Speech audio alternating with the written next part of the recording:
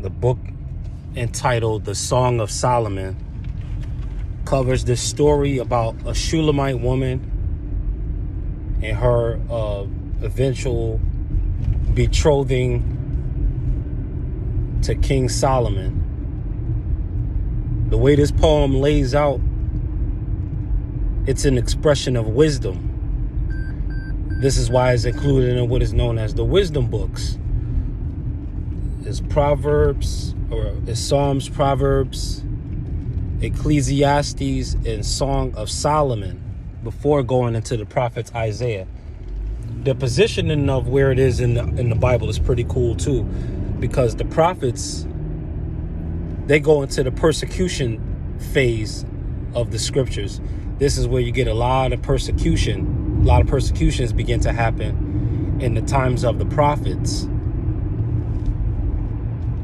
So there's this particular refrain that the Shulamite woman echoes throughout the Song of Solomon. She says, "Promise me by the deer and by the gazelles that you do not awaken love until it is ready." It's a little catchphrase, but it's packed with a lot of meaning. All right. For one, you have love, or we'll get to love in a second. For one, you got the deer and the gazelles. They're in the position of prey. So it's really swear by the ones who are preyed on. Swear by the ones who are, in a lot of instances, helpless. Deer get hunted down. Gazelles get hunted down. Swear, promise me, by those who are victimized, that you don't awaken love until it is ready. Now, love is always ready. So they're talking about a particular kind of love, a degree of love, a magnitude of love when they say don't awaken love until it is ready. So she's the Shulamite woman. She's talking about the love that the individual expresses and experiences. Don't awaken that until it's ready, because there's a fake love out there. There's an intense like. There's a such thing as infatuation that is sometimes substituted as love. You might like the person a lot. You might hit it off with the person well. Y'all might vibe well and all of that good stuff. But to awaken love is a different thing. You know what I mean? Love usually involves what a lot of people say they didn't sign up for, because you're taking on the whole person when it's love. So you don't want to awaken the knowing of the whole person until you're ready to know the whole person. You might like the person a lot. You might even be dating them.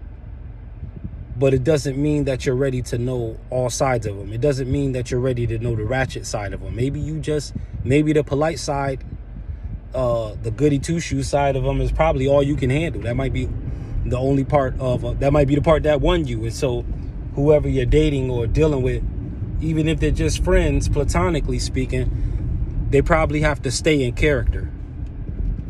Because to be your true self means to be your full self. And it's not to say that everybody has a good and bad side.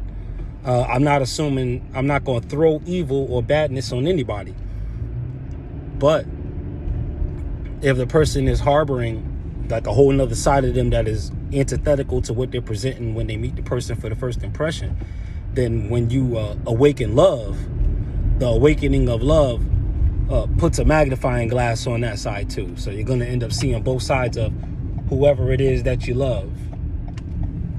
And she was like going throughout this passage, the scriptures, Song of Solomon. She was saying, my heart is roused for my lover. Please tell him that I've been to see him. She would say this a lot of times.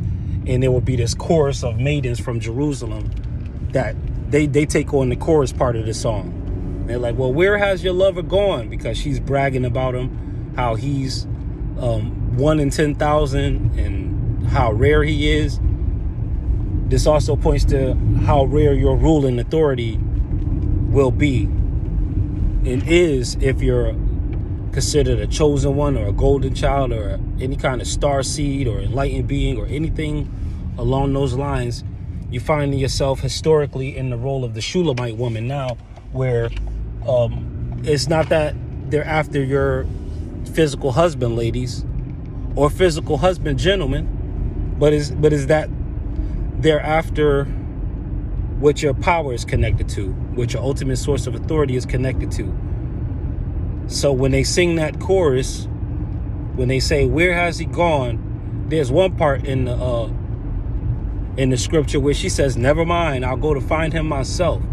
And then she goes into this invite where she says, "Oh, awake north wind, oh, awake south wind, come and blow on my garden, where we go down to feed among the spices, where we feast and lay down amongst the lilies." Very poetic, very romantic type of poetry being expressed in this.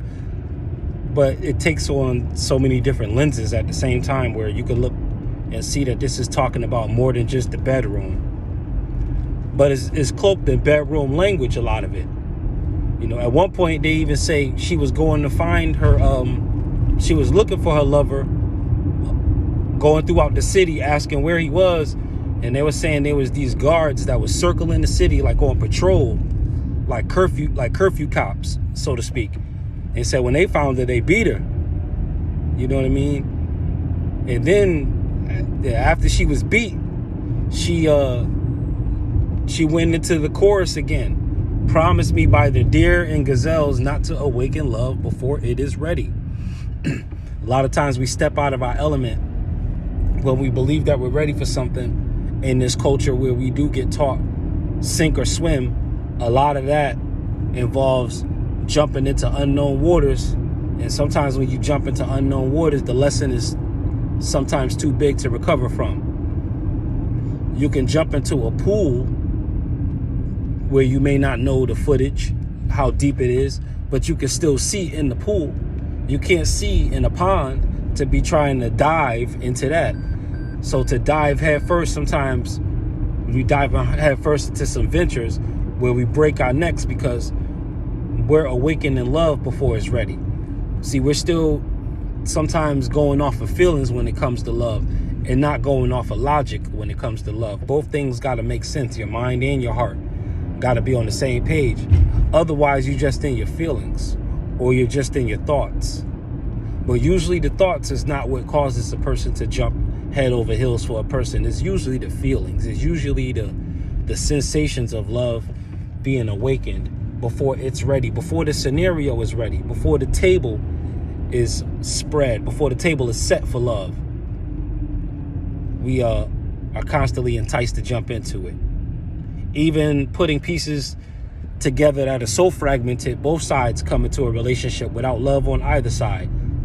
They're bringing what they think might be love when they get together, but neither one of them are bringing love into it. So it's chaos on top of chaos, factored in with false definition, and then you just get this feedback loop of every love story has a bit of drama.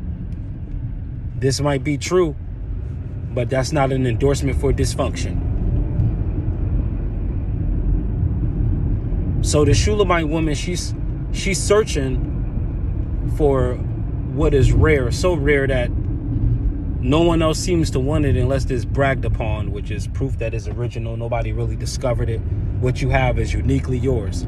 Other people will envy it, but they won't know enough to seek it out covetously, because again, it's unique. It's one of those where what God has for you is for you. It doesn't mean that it won't be seen by others. In fact, he'll set up a table for you in the presence of your enemies. So your enemies are going to see it. And I guess the option to share the food is up to you. But you do have the scripture that says, bless your enemies. So you are going to end up feeding them at the table. But it doesn't mean that you have to keep your enemies closer to you than your friends. This can be a trick. You know how they say, keep your friends close, but your enemies closer? Who would want to keep an enemy closer than their best friend? Who wants to see their enemy every day? You see, we got to think about these things. They sound real good, but a lot of times we're awakening love before it's ready when we just ride on phrases like that. I keep my friends close, but my enemies closer. Yeah, we understand the context of it, that it applied to street life. Just always watch everybody. Don't trust even your closest, your day ones when you enter into that kind of life, because there's a lot on the line and there's a lot that people are not willing to lose. Yes. Yep, we get it. We get it. But that can't be a statement right there that extends to all things, because if it does, you'll find yourself in a position where you're basically violating, you're violating other people's will and other people's free space.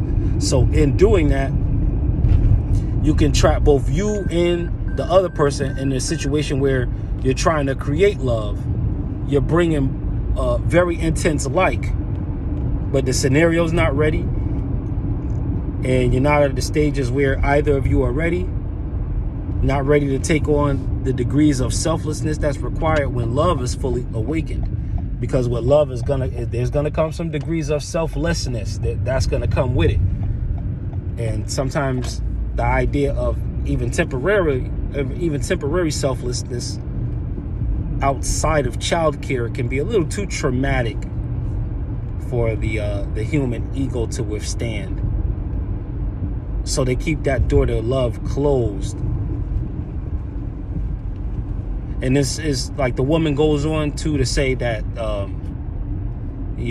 she's gonna bring this lover of hers into the chambers where her mother gave birth to her. So what is the mom? The feminine, the divine feminine, the essence of receiving, right? Receptivity, right? She's gonna bring her authority into the most receptive side of herself. This is what you do with your authority. Don't downplay it. Don't undersell it, but be fully on board when it comes to your sense of power. Once you're sure of it, jump on board with it. So again, this is Super T Sigma of Sigma Programming. These are just words that get you out of the architect's room with all the TVs if you're Neo in the Matrix. Super T Sigma, stay up. Peace.